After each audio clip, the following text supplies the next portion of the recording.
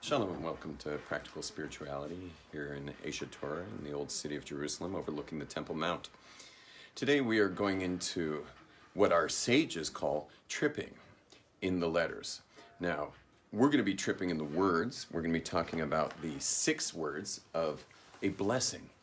This class is often called the anatomy of a blessing because we all say those 6 words all the time. And, you know, it really doesn't matter how observant you are. Like, you could be like fully observant where you're just constantly doing all kinds of Jewish stuff all the time. But you could be like totally not observant, but I promise you'll still say a couple times a year, Baruch Atah Hashem Elokeinu Melech HaOlam. And the end of that blessing might be to light candles because you were at a Shabbos, or it might be because someone said a Kiddush, Brei Pergufen, or someone said Hamotzi Lechem Min Haaretz. But people say those 6 words, whether you are Reconstructionist, Reform, conservative, or even, I'm not going to use the O word, fully observant of our ancestral heritage. Now,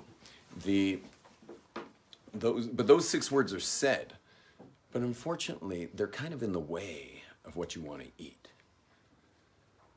It's almost like if this was the future and this is the present and that's the past, you're trying to get your bracha from the future to the past. It's almost like even our prayers will like, let's say some guy's it's getting dark and he's got to go to the afternoon service called Mincha, so he's got to go daven Mincha. He's got to move Mincha from the future, get it to his past, so he can go into his evening.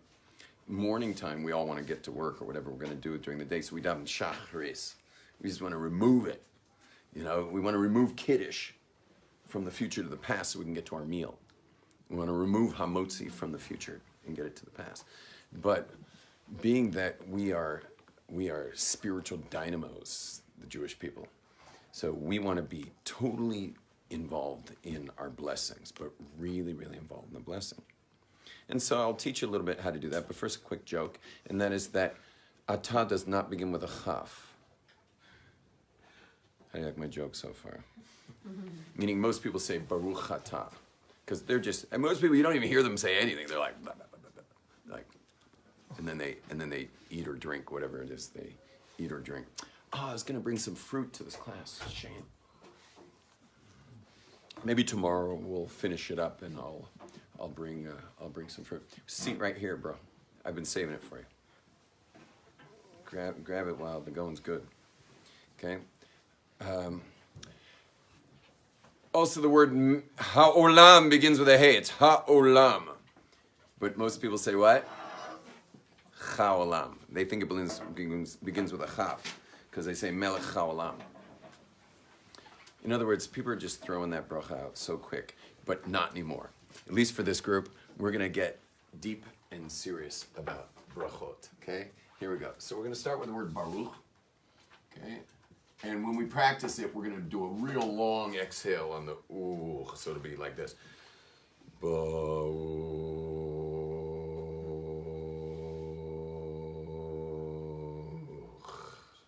Okay, that's what we're going to do when we do the meditation. And Baruch has the root Bet Resh Chaf, which means a couple things. One is, the classic one is blessed. Then there's knees, which for us is going to mean humble. And number 3 is the word, it means pool, brecha, or source of sustenance. Source of sustenance. Okay? So that's all in the word Baruch. So there's a lot packed in there. So you can't really say Baruch very quickly and get all that done. Now, blessed we all know. The word, blessed are you, Lord our God. And blessed we know. But knees is from the word Baruch. Now everyone watch my height. Okay? Right now I'm standing at about 5'10" or 11, something like that. And now I'm going to use my knees. You ready? Baruch. Okay? Now I've got a new height. And that height went down to here. So it lowers my stature. The knees are the humblers. You know that they're used in songs, I'm down on my knees. I'm begging you, please. You know, your knees represent humility. And you'll notice Christians pray on their knees. And they got that from us because we used to pray on our knees. But because they kind of took it, we stopped doing it, which is not fair at all. You know, thank God that we don't do that with everything. You know, because imagine we stop doing everything everyone takes on. You know, but that we stopped doing. We stopped praying on our knees. We do it once a year. When we, on Rosh Hashanah Yom Kippur, that time of year, we do say, V'anachnu korim, we do go down on our knees. Korim means to go down on your knees. And so we do it, and you're actually supposed to stay on your knees longer than most people do. You literally go down on your knees, and you pause there before God on your knees. And then umishtachavim, we actually go flat on our faces after that. And so it's kind of interesting that we do the knee prayer on our holiest days, and we even go flat down like the Lahavdil, like the Muslims do, on those holy days. And by the way, you guys got to try this. It's amazing. It is amazing. I'm a little jealous of those Muslims always flat on their face like that. But there is some kind of experience when you're flat on your face before God that's euphoric. It is a very surrendered position. And it is the exact opposite of this position, which is you standing in your stature. And that stature is your ego. That represents ego, and the knees represent the humbling of the ego. Now, the very fact that you're willing to make a blessing at all is a sign of humility, because you're recognizing that you're not the source of this apple. You're not the source of this water. You're not the source of this cup of coffee. You're automatically humble, because the fact that you're recognizing something other than yourself as the source of that which you're getting is a clear sign of humility. So blessings themselves are already a statement of humility, no matter what blessing you make or how you make your blessings. But our blessing comes with the word baruch, which comes from the knees, which is to lower yourself. Now, the other word for baruch is the word brecha, which means pool. Now, today most people know brecha from swimming pools, because we live in much more luxurious times. But throughout history, a brecha was a source of sustenance. A brecha was a place where water was for irrigation and drinking. It was how people were sustained. And that's why I wrote here pool, or really we should call it a reservoir. But what it really is a source of sustenance. And we are recognizing God as the source of sustenance. So when we say the word baruch, it's a recognition of God as the source of that which I've got, or whatever I'm making a blessing on, which is often on food, which is sustaining me. So God is the source of sustenance. But you could be making a blessing on anything. He's still the source of sustenance, and he's certainly sustaining the thing you're making the blessing over, and sustaining our earth at all times, perpetually. So God is the source of sustenance. Okay, you guys ready? Let's start our meditation. We're going to take a couple deep breaths first, just to get you ready, because it's going to be a long exhale with the ooh for the baruch. And while you're doing that baruch, I may not join you for the whole baruch, because I'll be pointing out these things over here, okay? So let's go a couple deep breaths. Inhale. We'll go nose, exhale mouth. Again, inhale. Exhale. One more inhale. Get ready for baruch. Together. Baruch.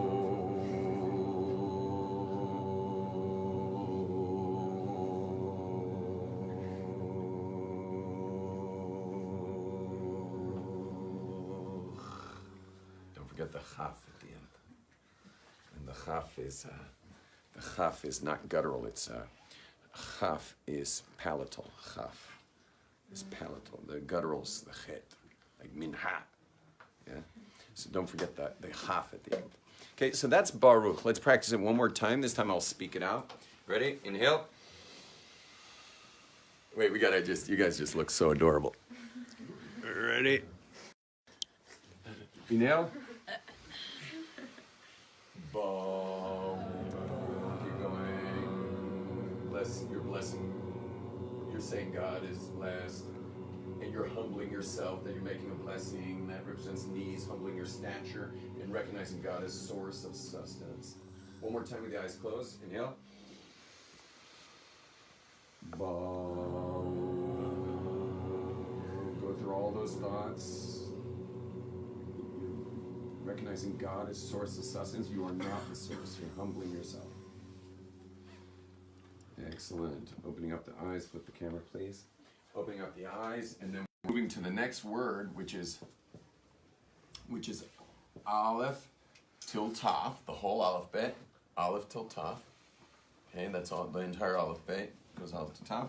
And the world was created with the Hey, which is the word Atah. No, it's not Atah, by the way. It's Atah, which means the A is expansive. That's the masculine. It's always expansive, and the Ta is contractive. That's feminine energy. Okay, that's Kometz is the feminine energy, and Pasach is open. Like that door over there is called a Petach, an opening. Oh, I have a chair for you, by the way. So I have a chair. Is she looking for a chair? I got a chair. I'm sorry, I didn't see you didn't have a chair.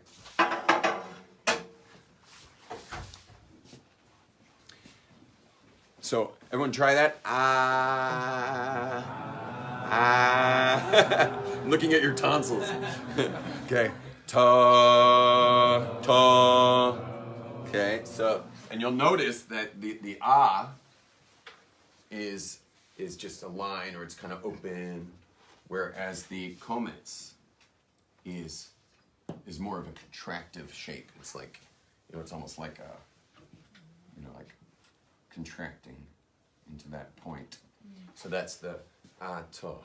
And you'll notice everything's either expanding or contracting, and there's so many secrets to tell you about this stuff that we would just spend the rest of the day on Pasach and Kometz, which we're not going to do. But you'll notice the word petach or patach means opening, like a doorway. And the word Kometz means to contract things. Like a kmitza is when the Kohen grabs flour to offer it. He grabs it with his whole hand, and then he squeezes the flour that he's going to put on the altar. Squeezes the flour, and then he rubs his thumb over the excess on the top. He rubs his pinky on the bottom, and this finger on the bottom, this finger you have right next to your little finger, it's called the kmitza. And that's Kometz, and that causes the contraction, which is the perfect amount. This amount, it's also, if you're Hawaiian, you go, yo, bro. Yeah, but that amount is the exact amount that goes on the altar when they're offering the flour, these super fine flour offerings, okay? And anyway, that's Atah, okay? And obviously Hasidim are like, Atu. It's Atu. That's why our friend over here, Lucian, which is his English name, so we call him Lucian HaKodesh. Lucian HaKodesh from the Hasidim. Lucian. Because it's really La Shoin. But Hasidim are such a that it's Lucian. I know Europe was a very contractive place. So they like super contract some letters. And okay, great. Now Atah is an amazing word, and we're going to trip into Atah in a big way, because Atah is the word you, right? It's the word you, but there's something very interesting about the word you, and you know what that is? It's that you have no idea who you are. Anyone here willing to raise their hand and tell me who they are, with an accurate explanation of who you really are? Meaning at your essence, because you is really your essence. You isn't your favorite colors. You isn't your name. If I put you in an MRI, we're not going to find your name on the screen. And you are not your body either in the MRI, because you're not your body. You have a body. Oh man, we're out of seats again. You're fine. Okay. You are not your body. You have a body. Your brain is reporting to you right now. But think about it. If I say to you, how are you? If I ask any of you, how are you? Who exactly am I referring to? I mean, I'm clearly referring to you and not you. Okay, but who in you am I referring to? And the answer is your essence. And if I spoke to you in third person, I mean, you'd get weirded out. Imagine I said, what's your name again? Jasper. Imagine I say to you, would Jasper, you're on the camera, bro. That's good. What do you want me to do? I want to get active, man. Like, flip it on Jasper over there. Come on. You got all the production rights. So, say hi, Jasper. Hi. So, if I said, would Jasper like a cup of water? You'd just be like weirded out by that. You'd just be like, I mean, I don't know. Would Jasper like a cup of water? Like, who the hell is Jasper? You know.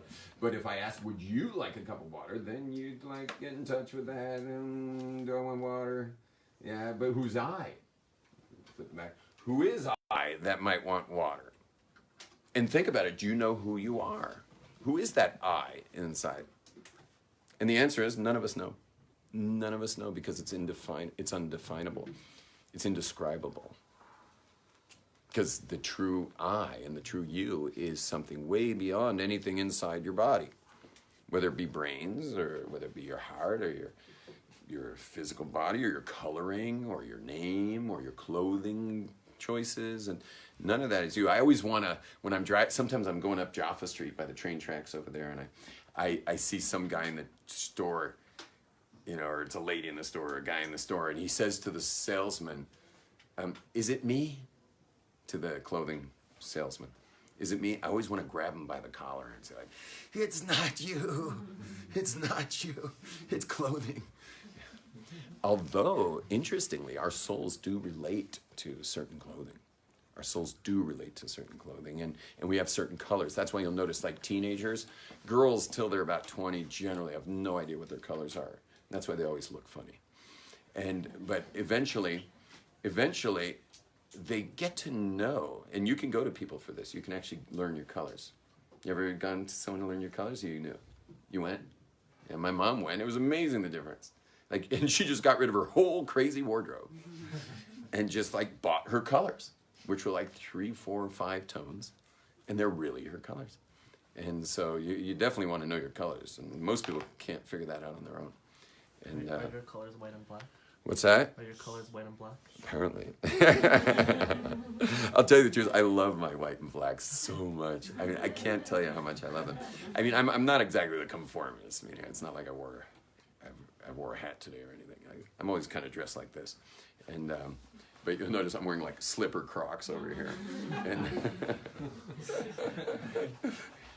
but I love this outfit. This outfit's like one of the best things that happened to me, only rivaled by surf shorts and t-shirts. You see, all I did was surf from 11 to 23 years old.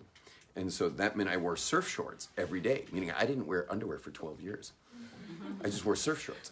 And on top of the surf shorts, I wore in the winter, I wore a t-shirt in California, or I wore a tank top in the summer.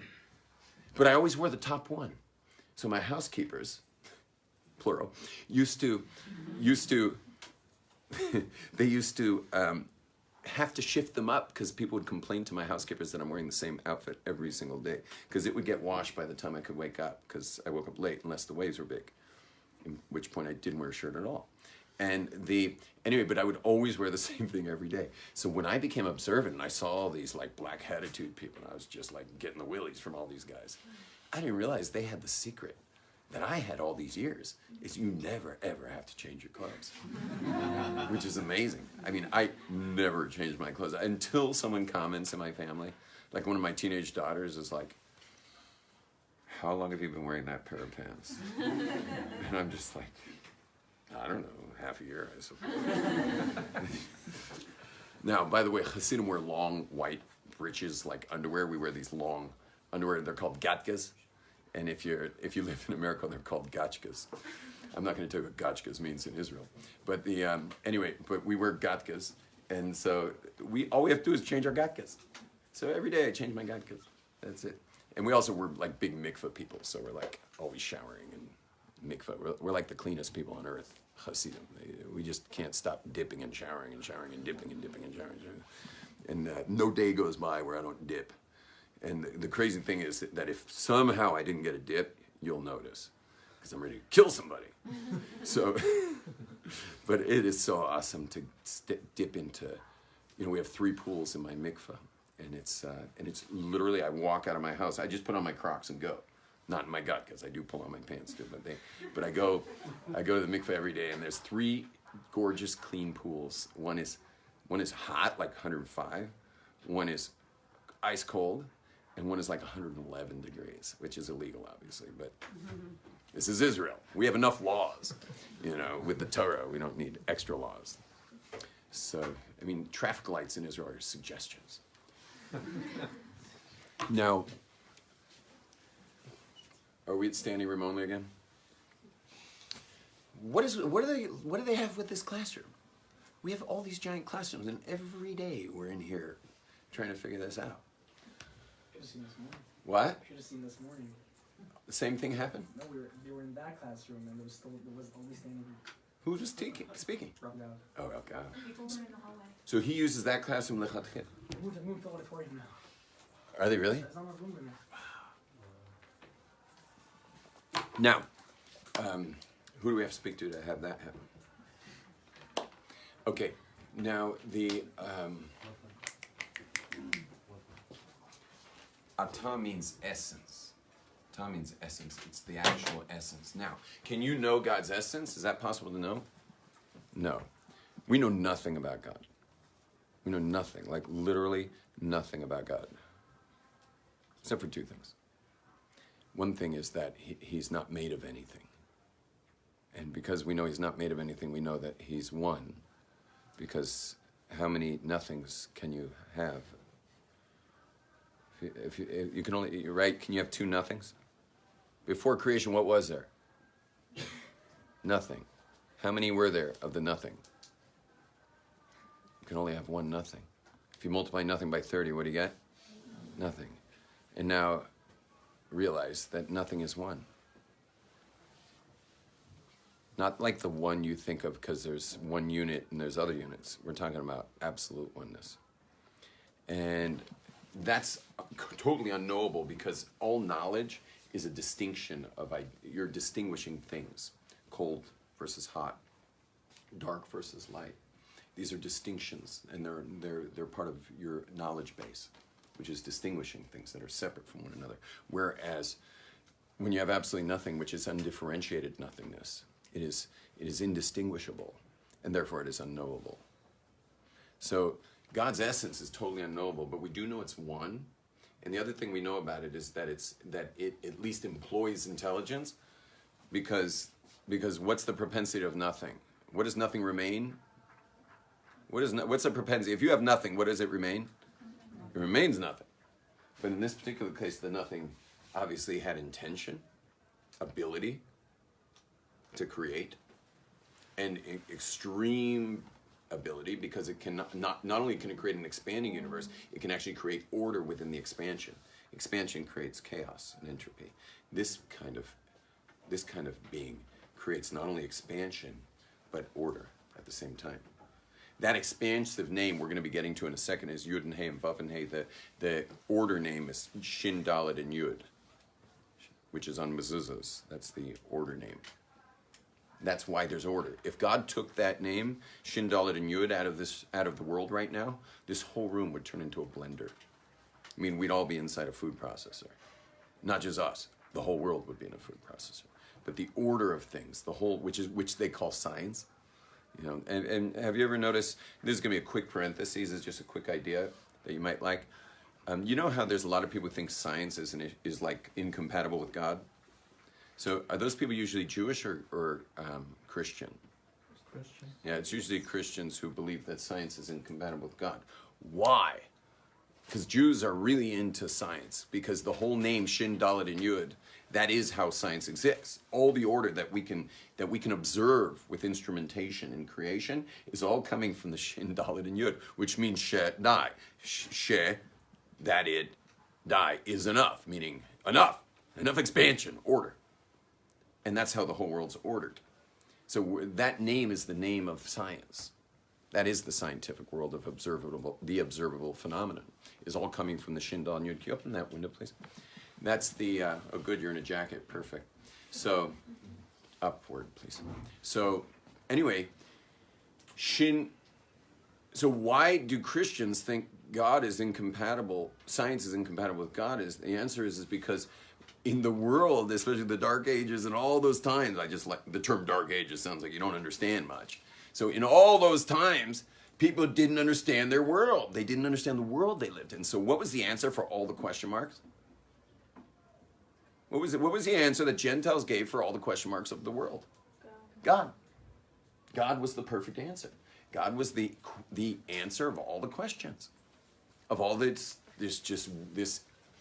indescribable, ununderstandable world. So, but what happened? We had all these, the Renaissance and science, and then and then the Industrial Revolution. Things sped up, more and more knowledge, and more knowledge, until we could actually understand our world we live in. You guys come in; it's fine. We're just standing. So until you can actually understand the world. Well, if I understand the world, what do I not need anymore? God. But for the Jewish tradition, our ancestral heritage, God was never the answer for the unknowable. He was never that. God was never the answer for the unknowable. Now, he may be the answer for unknowable stuff like, why am I going through so much? That, for sure, God has the answer for that, and you may not get the answer from God. But regarding the actual universe and all its questions, God wasn't the answer for that. We had a direct, full-on prophetic experience. A national THX surround sound OmniMax 3D LSD blow-away experience of God. And this is why science is not of any issue, because science, meaning understanding our universe, had nothing to do with God. And so we actually love science. We're really into science, because science just shows the incredible precision of the Creator. Science shows precision. And so for us, science is exciting. One of the greatest Kabbalists of our generation, who was an amazing rabbi, lived in Brooklyn. His name was Aryeh Kaplan. And I'm actually teaching a class on his book right now called Sefer Yetzirah every day here. And Rabbi Aryeh Kaplan was a physicist and a Kabbalist. Talk about not changing clothes. Physicist and a Kabbalist. The physicist doesn't change clothes. He realizes everything's protons, neutrons, and electrons anyway, so it's all the same, so why change? And the Kabbalist realizes that everything's made of God anyway, because, right, there's no Home Depot in heaven. Yeah, there's no Costco. If all there was God before creation, so what did God use to create the world? Himself. That's all there was. So why bother changing clothes? It's all made of God. Everything's ultimately God. So find an outfit you like, you're all set for the rest of your life, unless you're a female.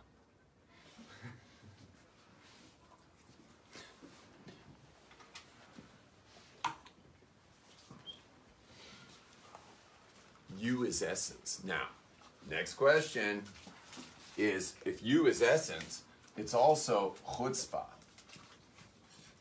Chutzpah. Y'all know the word chutzpah? Chutzpah means brazen, disrespectful. The word atah is chutzpah. Why? What person is it in? The word you. Second person. Why are we calling God in the second person? Spanish is a great example for this, that when you respect someone in Spanish, like for example, your parents.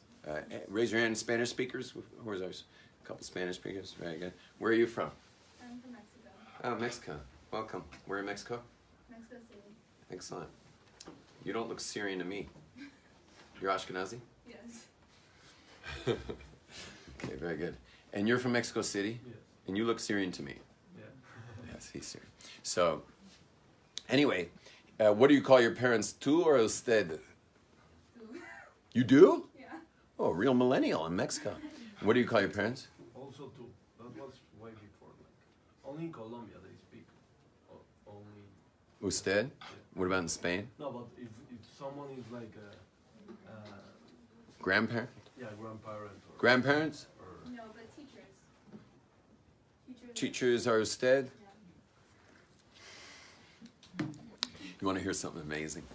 I run seminars, and right now I have a group of 25 Hasidic women in these super intensive seminars. It's called the Possible You.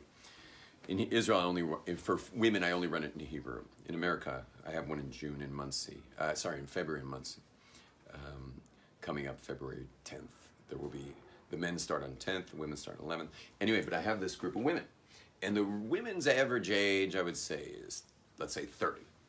But there's a 7-year-old woman amongst all these 30-year-olds. And it was the strangest thing, but every woman last night had to go around and say where she's stuck in her life.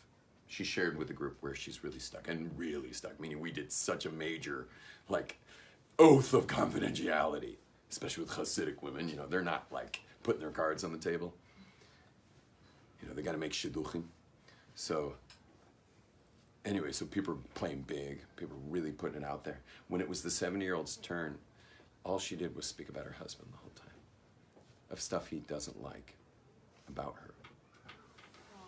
Yeah, no, not stuff of her essence. Meaning she interrupts him, and she gets too busy for helping him with stuff, and sometimes she can't even make him anything. But it was like everyone had to say where she's stuck, and all she did was speak about her husband. And when she was done speaking, she was one of the last women to speak, and I said, if this is not a sign of the switch in generations. Because she lived in the generation where everything was for the other. And someone said a nice joke on that the food was even called for the other. Like there was kaneda lach, lach is to you. Krep lach. What's another lach? Kinderlach. Rugalach, rugalach to you. It's something you buy and give. It's something you give out. And today, everything's li. Beast li. Keen li. What are the other li's? Ten li. Well, no, that's a word. But all the products today are li. And anyway, but it was interesting to see that. Anyway, but what if you started calling your parents Usted? Would that freak them out? Yeah? You're basically calling them old. Maybe.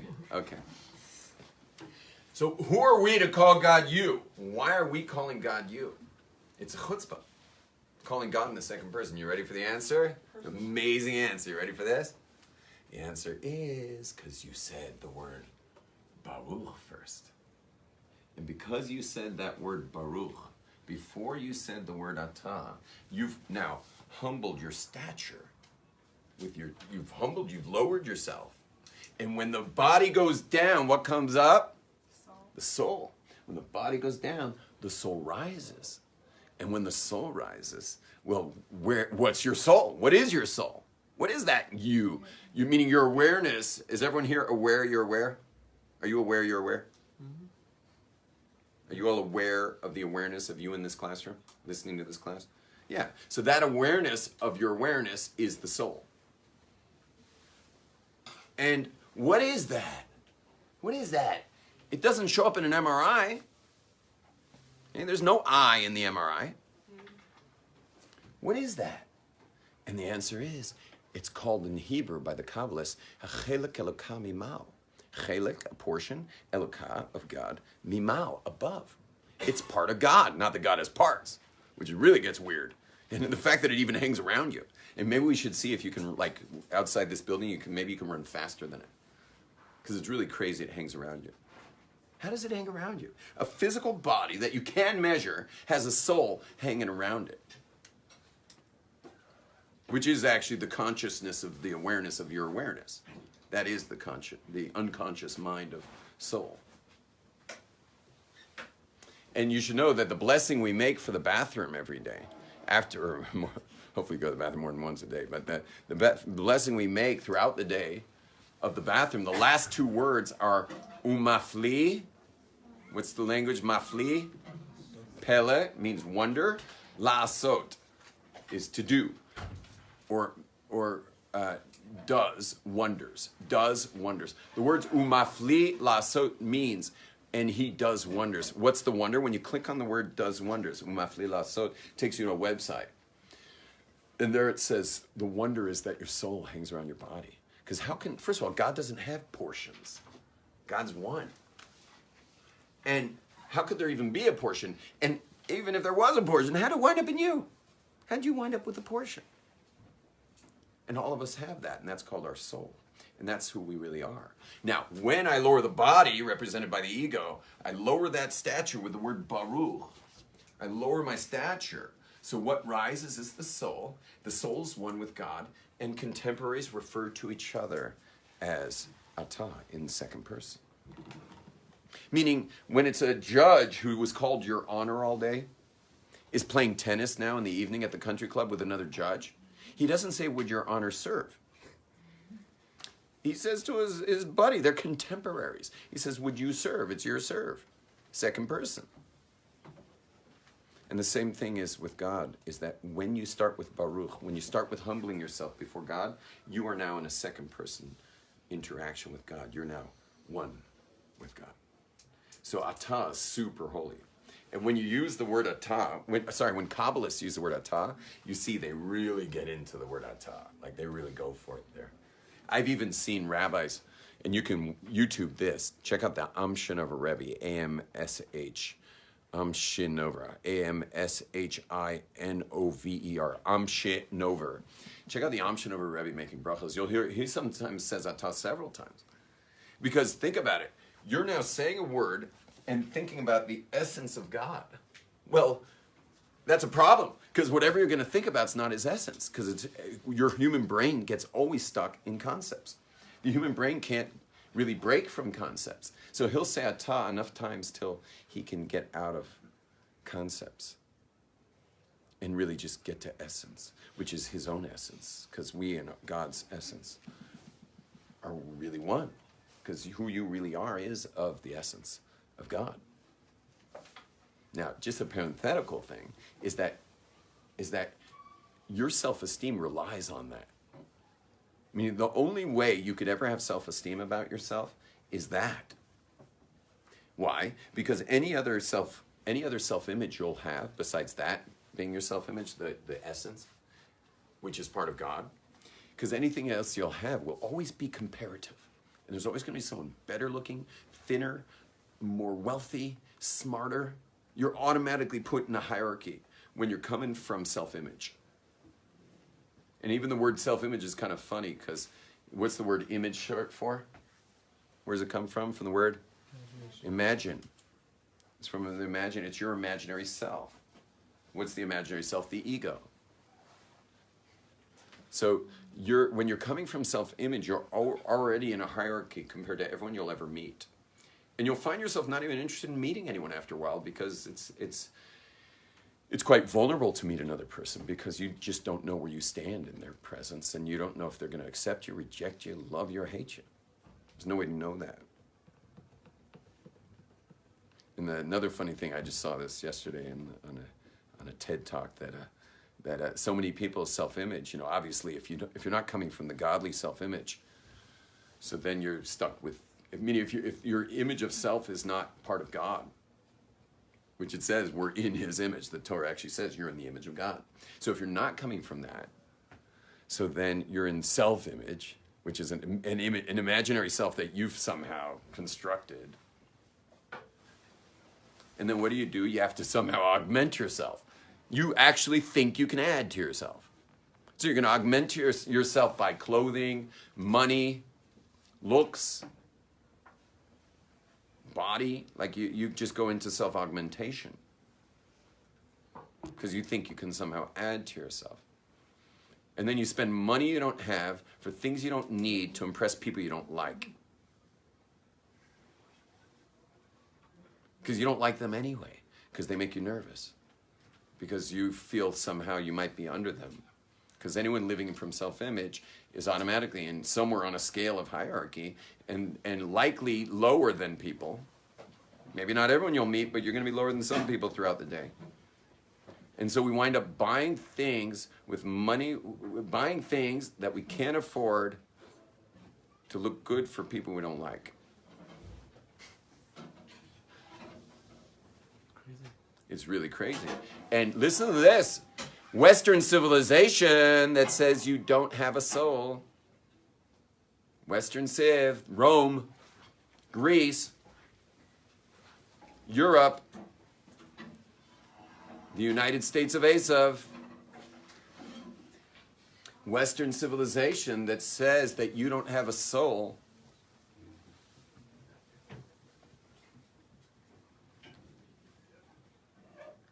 Sorry, I need an apostrophe S. Western civilization who say that you don't have a soul's capitalism requires you to think you can augment yourself in some way, that you can somehow add. And that a newer model car or a fancier this, that, or the other is going to make you somehow more something. I don't know what. Maybe more attractive or virile if you're a man, or how do you call it for a woman, more fertile. Perhaps you'll be more fertile, or at least appear that way.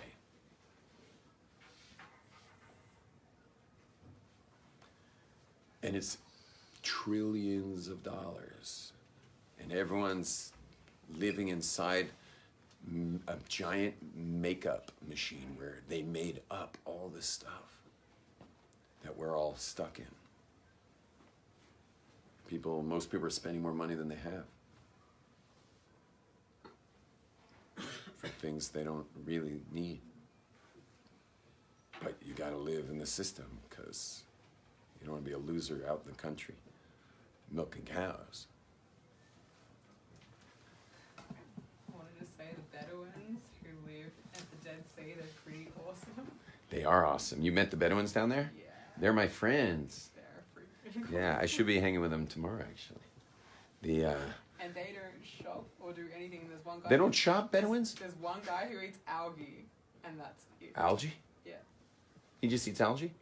Oh, I gotta meet that guy. So in the winter months, we ride, the mountain bikers ride the desert a lot.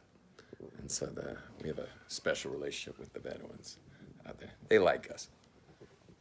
And they're often hungry. So it's always good to bring an extra Cliff Bar or something. You know, let the algae eating Bedouin eat a Cliff Bar. You know? Anyway,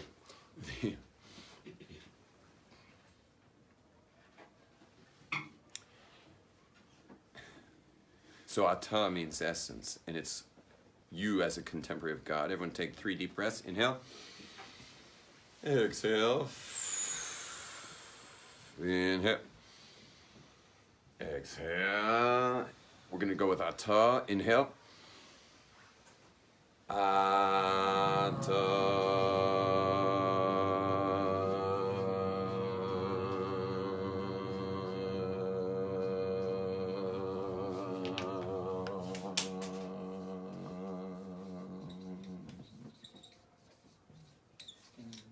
Your contemporary with God. Inhale. Again, Atah, which is God's essence. Keep going. Which is a chutzpah, but you're really contemporaries, which means you are one with God. Okay, let's do it with our eyes closed. Atah. Inhale.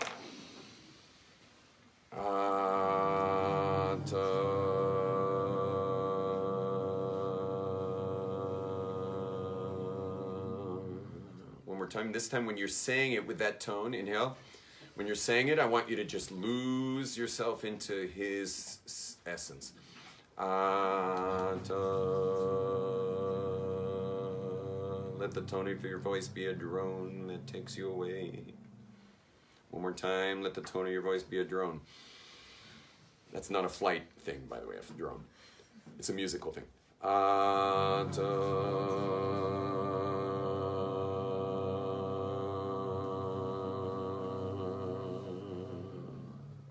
Inhale again. We're going to do Atah. This time keep your eyes closed, but put them up towards your forehead as you say it.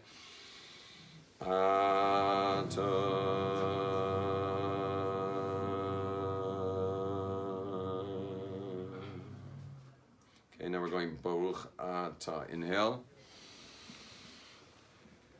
Bo,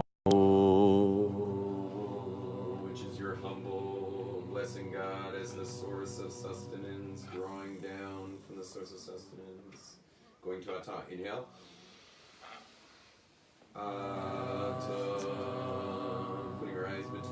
eyebrows, God's essence, which is with your essence. You are one with God.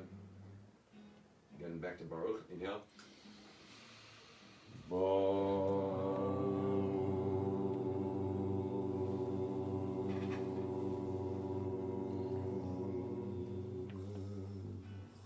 Inhale.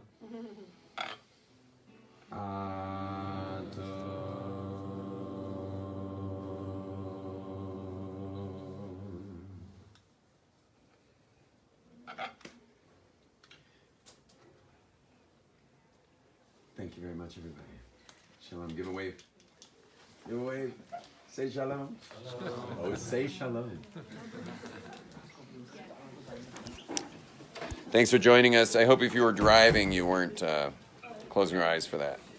Okay, shalom. Everybody, I'm asking an ask today, and this is my ask. I ask everybody here to please, throughout today, tonight, and tomorrow, make at least one blessing with Baruch and Atah just like that. You don't have to do it so loud, okay? Everyone do that. Who's willing to do that? Guys willing to do that? I know you have a question. I'll take it outside. Okay? Get Baruch and Atah. I know where to put it up. You're going to have to fight him for it. But Until he. there's another one right there you can ask. And what else? Oh, we're still looking for video editors if anyone's willing to edit some video. You don't have to know anything. All you have to do is mark subjects. And I'll put you on the WhatsApp group of the Media Club.